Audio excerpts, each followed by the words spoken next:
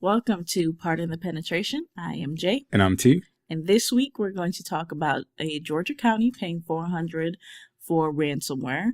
The FTC says taxpayer voice phishing scams are up 20 times since 2017.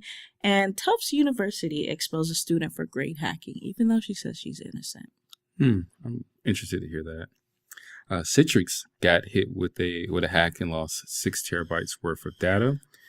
Smart cards, we started to think that they were unhackable, but now some researchers are proving that that's wrong. And also, multiple healthcare organizations have to tell their patients that they got hit with a third-party attack most recently. Yikes. One thing we always say on this episode, never do business with criminals. Never. Obviously, Jackson County did not learn from Atlanta, and Jackson County in Georgia actually paid $400K in ransomware. Wow. This past week. What? So that's a lot of money. Yes. Their systems were down March 1st. So if you got arrested in Jackson County, they were doing your booking by hand because their systems were down. They notified the FBI when it happened, and they hired a cybersecurity consultant. That cybersecurity consultant told them, hey, y'all better off just paying this ransom. Wow. Was that bad? They would actually be down for months, and it would cost more money for them to get their systems back up instead of paying the ransomware. So it was easy for them to pay the $400K. No, they just had to sit around like, yeah, here we go. Pretty much. Yeah. I just want to know why their systems would be down for months. Is this something backups can't fix, or what is this? What was their business continuity plan in place? Like what? Like I want to see how that compared to the actual impact that happened. Like this must have been way off the scale of their BCP. If they have one, I don't think they were ready for that. But I don't know. Like I said, with ransomware happening in Atlanta, I would assume Jackson County government would be prepared for this. The group is a hacking group out of Eastern Europe. Okay. So they normally target like healthcare places, like government entities. Like they go for the head. Oh, so they're prepared. Like they really about this. Yeah, they're a gang. They do this. Okay.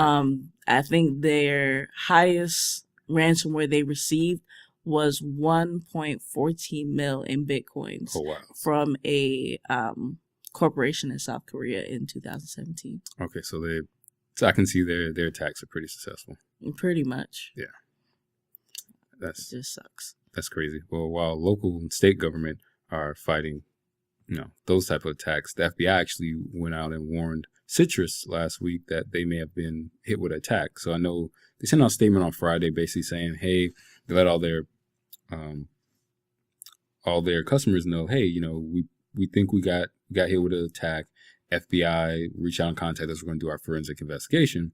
Well, I guess over the weekend, everything came back. They found out that they were hit by a Iranian hacking group that is actually state-based. So that's a little scary there that they're state-funded doing these attacks on Citrix.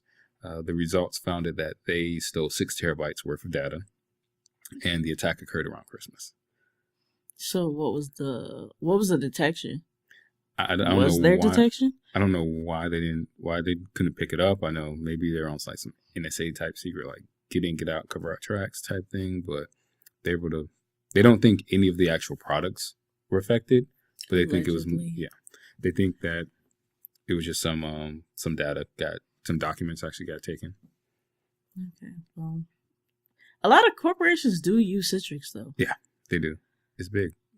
I think, what did they do? Just make a blog post, right? Yeah, they just put it out. It was on I guess it was in one of their releases parts or their news. So we're looking for more information about this breach, right? So, and it is a breach. Right. Because I said what I said. The FBI told y'all it was a breach. So it's a breach this time. All right.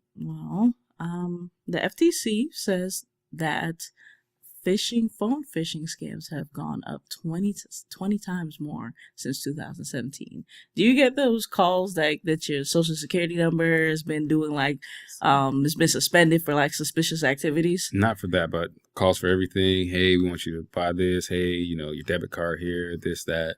Oh, so they know you got good credit. I guess so. Okay, must be nice. So, normally people, they get the phone call. Even if they don't answer, they will leave a voicemail saying Right. like, oh my gosh, your social security number is compromised, suspicious, call this number. And people will even Google the number just to see if it's real, but they spoof the number to the point where it's probably like one digit off, Okay. and it plays off of people's fear. So it's like, okay, this number's close, this is the number, like, It must be within the same it must be real. department. Yeah. So they'll call them back and they'll give over their social security number, over the phone.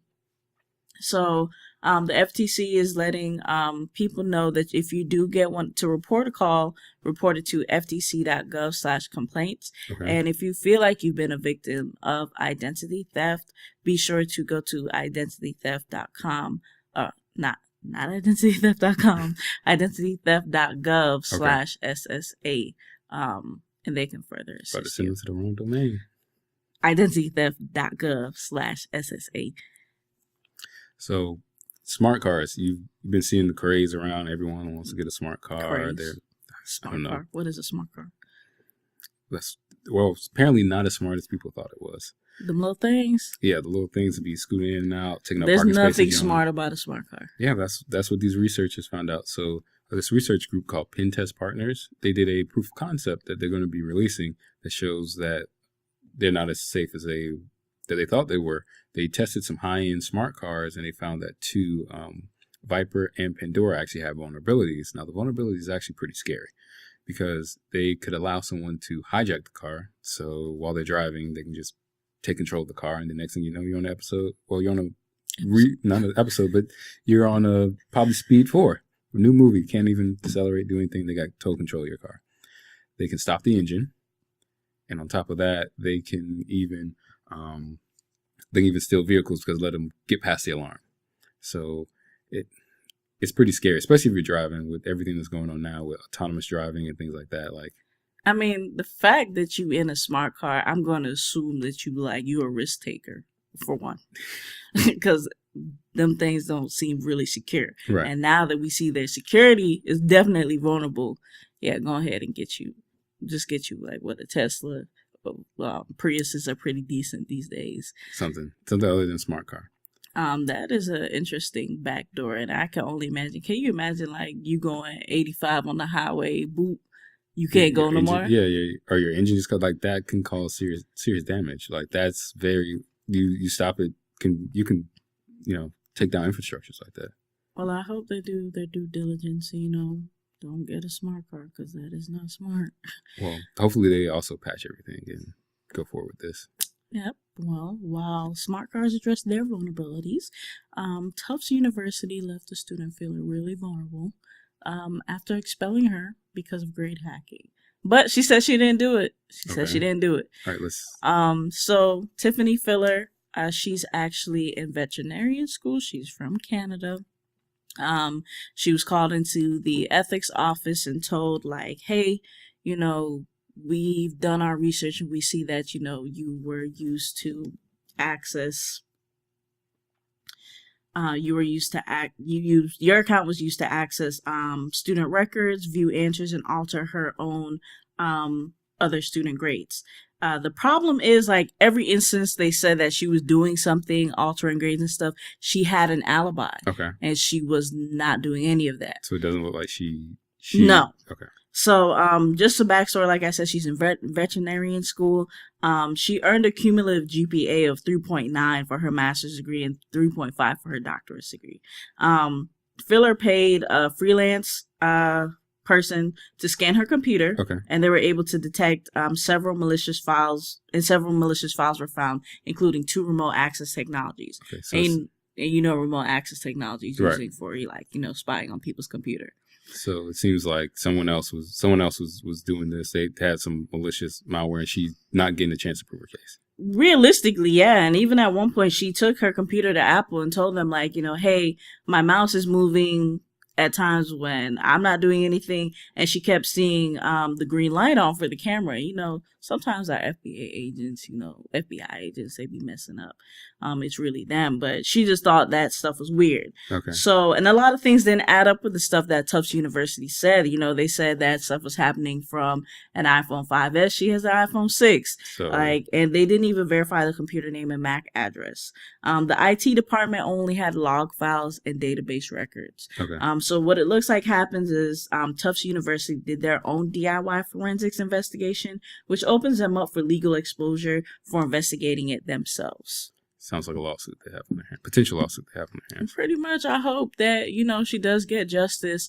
That is very unethical. And like I said, the MAC address don't fit. You must have quit. So I hope she really does get a lawyer and she does get justice. Wow. Well, one of that, education institutions are being targeted now. What's one of the biggest institutions industries is being targeted that we always think about or talk about? Healthcare. No. Oh, yeah, healthcare. Healthcare is it. There was an attack by on the Wolverine Solution Group that actually they got hit with ransomware back in September. And what happened was they ended up getting their data encrypted. They don't think it was actually any type of people trying to steal the data. They're thinking that it was exploitation and, extortion. So what happened is they had to send out all their reminders to their providers, which is like Blue Cross Blue Shield of Michigan, different hospitals and things like that. And from there, they had to go out and, do the normal credit monitoring for 24 months. And why do they wait? Why do y'all wait till y'all expose my data and then tell me, oh, we'll watch this for you for only 2 years? Right. What does that do for me? After 2 years, they just hold it and do whatever they want to do with it. That makes no sense. Why weren't necessary precautions taken before that? I don't know. It seems like it's a recurring theme over and over. And at the end of the day, hackers do not care about your information. They just trying to. PII is like the most valuable information you can get, so of course they're gonna want that. Of course, they can sell it easily. Get a couple hundred thousand of records, sell it here, there for a little bit of money that adds up. Healthcare systems, please do better. Please do your proper due diligence, and yeah, that's all I gotta say about that one. Any church announcements? Nope, no church announcements. Not for me, not this week. I don't have any either.